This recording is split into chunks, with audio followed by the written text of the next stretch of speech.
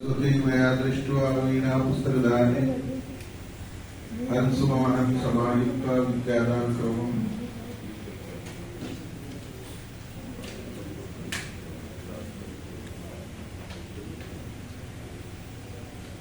आज सेवा महाधिवेशन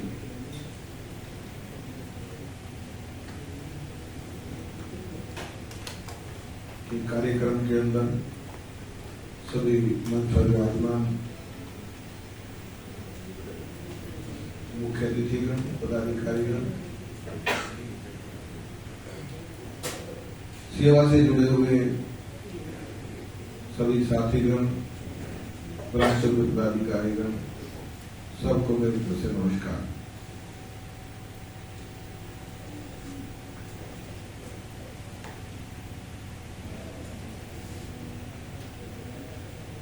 मुझे इसे दिया गया है सेवा और अध्यात्म का समन्वय।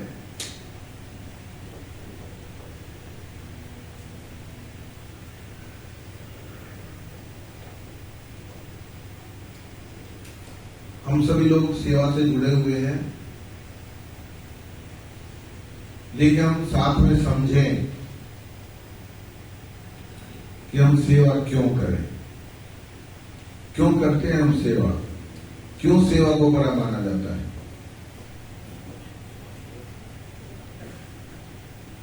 दुनिया के जितने भी धर्म हैं, प्रत्येक धर्म के अंदर सेवा को महत्व दिया गया है।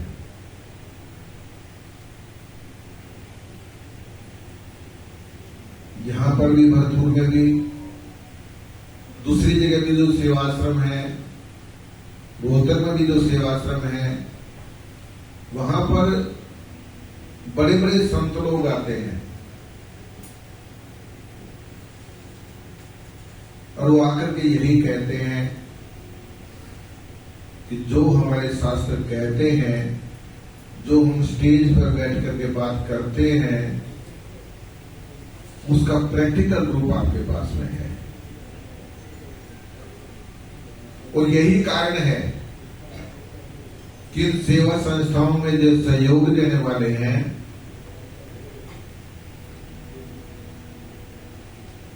प्रत्येक वर्ग का व्यक्ति इसके अंदर सहयोग करता है। हो सकता है कहीं मंदिर बन रहा है, उसके अंदर आप विचार लें लोगों के कि इसमें सहयोग देना चाहिए कि नहीं देना चाहिए। कुछ का कुछ विचार होगा, कुछ का कुछ विचार होगा। कोई गुरुद्वारा बन रहा है, एक प्रत्येक विशेष वर्ग का व्यक्ति उसमें सहयोग देगा, दूसरों के अंदर शायद कम भावना हो। गिरजाघर बन रहा है, मतलब जो भी दूसरी चीजें बन रही हैं उनके अंदर जरूरी नहीं है कि 100% लोग सहयोग दें, लेकिन ये जो मानवता का मंदिर है, जो अपना घर के माध्यम से भरतपुर और इसकी शाखाओं के रूप के अंदर भारतवर्ष में फैला हुआ है, कोई भी सिंगल व्यक्ति भी ऐसा नहीं मिलेगा जो ये कह दे कि यहां सहयोग नहीं करना चाहिए। सामर्थ्य की बात अलग है, किसकी कितने सामर्थ्य है, कौन कितना दे पाता है, कितने उसकी भावना देने की है, उसकी प्रकृति स्वयं की क्या है। लेकिन मानवता के काम में सहयोग देने के लिए संसार का प्रत्येक धर्म, प्रत्येक वर्ग, प्रत्येक व्यक्ति मानवता की सेवा करने के लिए समर्थन करता है। इसलिए हम जो काम कर रहे हैं वो निश्चित रूप से सभी शास्त्र इसका समर्थन करते हैं, सारे संत इसका समर्थन करते हैं, सारे धर्म इसका समर्थन करते हैं। इसलिए हमें इस काम के अंदर पूरे तन्मयता के साथ, पूरी लगन के साथ उस काम को करना चाहिए। तब बात आती है कि किस रूप के अंदर शास्त्र हमारा इस बात का कहते हैं, क्यों संत इस बात को कहते हैं। ये जीवन जगत की सच्चाई है कि व्यक्ति इस संसार के अंदर आता है, चला जाता है, बीच में उसको कुछ समय के लिए ये शरीर मिलता है, और शरीर के माध्यम से ही वो व्यक्ति अपने कर्म करता है। ये केवल मानव जीवन के अंदर ही है कि वो दूसरे के दुख दर्द को समझता है। अन्य किसी भी पशु पक्षी के अंदर, किसी भी प्राणी के अंदर आप देखेंगे मानव को छोड़ करके, वहां दूसरे के दुख दर्द को नहीं समझा जाता है। पक्षी है, चुका चुक करके लेकर के आता है। कभी भी किसी भी पक्षी को आपने ये नहीं देखा होगा कि पड़ोस के घोंसले के अंदर बच्चे चिल्ला रहे हैं भूख से और वो चिड़िया चुका लेकर के आई है तो वो दूसरे के बच्चे को खिला दे। मैं कई जगह देखता हूं इस बात को लेकर के, कई लोग कहते हैं, और विशेष रूप से जो क्रिया केंद्र में जाता हूं, कि मां तो भगवान से भी बड़ी है। कई जो लोग कहते हैं, आज मैं एक नई चीज आपके सामने रख रहा हूं, हो सकता है मेरा कितना समर्थन कौन लोग करेगा। वो मां, उसकी सारी की सारी ममता केवल अपने बच्चे के ऊपर है। यदि वो मां समाज के प्रत्येक बच्चे को अपना बच्चा समझने लगे, तब तो हम उसको भगवान के ऊपर कहेंगे। नहीं तो ममता है, तो ममता तो पशु पक्षियों के अंदर भी है, ममता तो गाय के अंदर भी है। गाय का बछड़ा मर जाता है, बच्ची मर जाती है, गाय दूध नहीं देती, क्यों? ममता है उसकी। गाय दूध भी तब देती है जब बछड़ा उसको लगाया जाता है। यदि आप उसको बछड़ा ना लगाओ तो गाय के थन नहीं पोसेंगे, वो दूध नहीं मिलेगा आपको। क्यों? वहां तो संसार के अंदर जितने भी हम सेवा करते हैं, किसकी? अपने परिवार की, वो केवल और केवल ममता के कारण का, उनसे हमारा संबंध है। लेकिन ये विशेषता मनुष्य के अंदर ही है कि वो दूसरे के दुख दर्द को समझता है। उसको ये पता है कि जैसी भूख मुझे लगी है वैसी दूसरे को लगी है। अभी पिछले दिनों बंदरों को केले डाल रहे थे, पूरा ग्रुप का ग्रुप उन्हीं बंदरों का था, लेकिन उनका जो मेन जो ताकतवर थे वो अपने आप खुद भी ले लिया, मुंह में भी डाल लिया, दो हाथ में भी ले लिए, और फिर भी वो दूसरा कोई भी छोटा बच्चा लेने के लिए आने लग रहा है, उसकी तरफ घूर घूर कर उसको दूर फेंक रहा है। ये नहीं कि तुम्हें जितना चाहिए होता तुमने ले लिया, कम से कम दूसरों को तो ले लेना दे। दूसरों को घूर रहा है। फिर भी आपके पास में 4 रोटी आप लेकर के गए, गली के अंदर आप कुत्ते कट रहे हैं, आपने वहां पे डाल दिया, तो जो ताकतवर कुत्ता होगा वो सारी छीन करके ले जाएगा।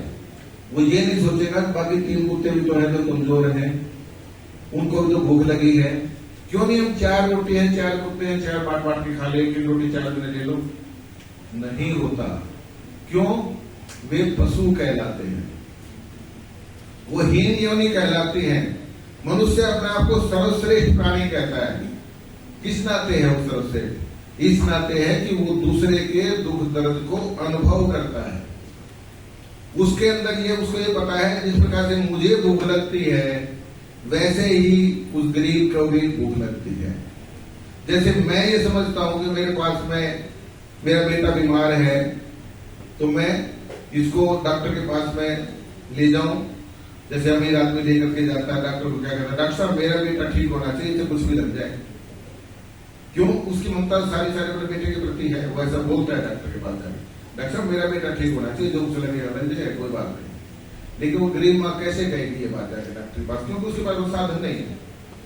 प्यारा उसको भी उतना है, उस गरीब माँ को अपना बेटा बच्चा प्यारा है, परंतु उसके पास साधन नहीं। वो किस मुंह से ये कहे कि चाहे कुछ भी लग जाए? और कई बार ऐसा देखा गया है कि गरीब माँ भी अपने घर को बेच देते हैं, अपनी जमीन को बेच करके भी बच्चे की वो करते हैं। क्यों करता है?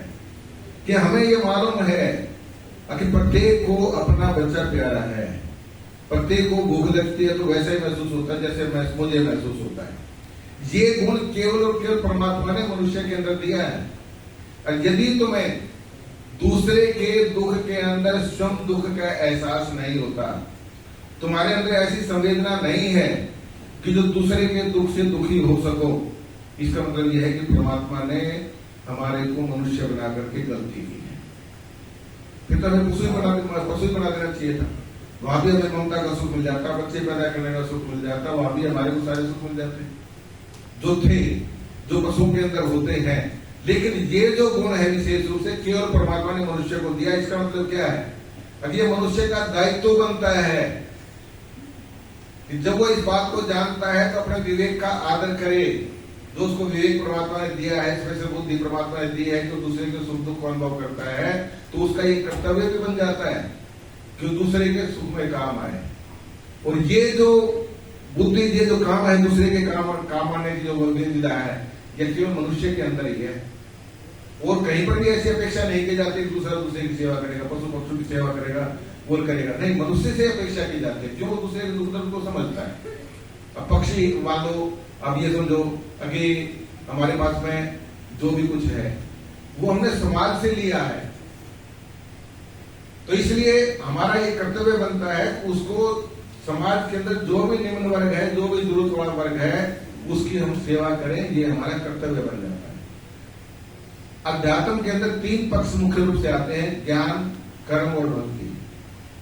जहां तीनों की संपूर्णता होती है, कहीं कहीं ऐसा भी देखा गया कि एक आदमी एक पक्ष के अंदर विशेष है, दूसरे के अंदर गौण है। कहीं कहीं कर्म की प्रधानता देखी गई है, कहीं कहीं ज्ञान की प्रधानता देखी गई है, और कहीं कहीं भक्ति की प्रधानता देखी गई है।